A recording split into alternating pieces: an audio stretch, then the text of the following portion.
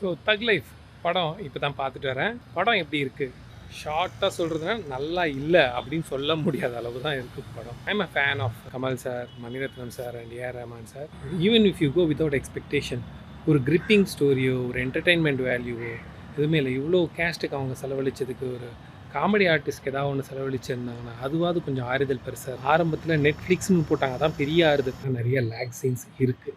குறிப்பாக சொல்கிறதுனா after the interval Kamal sir அபிராமியை கன்வின்ஸ் பண்ணுற மாதிரி ஒரு சீன் வரும், த்ரிஷாவை சிம்பு கன்வின்ஸ் பண்ணுற மாதிரி ஒரு சீன் வரும். இதெல்லாம் டோட்டலாகவே அவாய்ட் பண்ணியிருக்கலாம். சில சீன்ஸ்லாம் கமல் சாரே டைரக்ட் பண்ண மாதிரி சில சீன்ஸ்லாம் இருக்குது, அதெல்லாம் கூட கொஞ்சம் அவாய்ட் பண்ணியிருக்கலாம். இன்ஃபேக்ட் அந்த த்ரிஷா மேடம் வேறு போர்ஷனாக கட் பண்ணாலும் ஸ்டோரியில் ஒன்றும் பெருசாக சேஞ்ச் இருக்காது. அபிராமி கட் பண்ணிடலாம், இன்னும் பெருசாக அதனால் ஒரு வேல்யூ ஆட் ஆன மாதிரி தெரியல.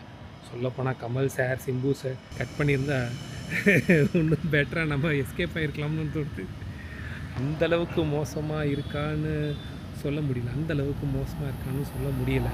மேபி கர்நாடகாவில் போய் ஏதோ ஒரு வார்த்தை பேசினதுனால வராமல் போன மாதிரி நம்ம தமிழ்நாட்டிலையும் ஏதாவது ஒரு டைலாக் போட்டு தான் நம்ம தப்பிச்சிருப்போமோ என்னமோ. இன்வால்வ் பண்ணிக்க முடியல, கனெக்ட் ஆக முடியல ஸ்டோரியோட.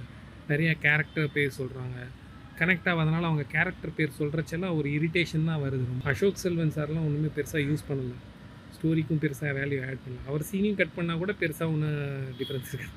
பட் டோட்டலாகவே அப்படி தான் இருக்குது. எஸ்கேப்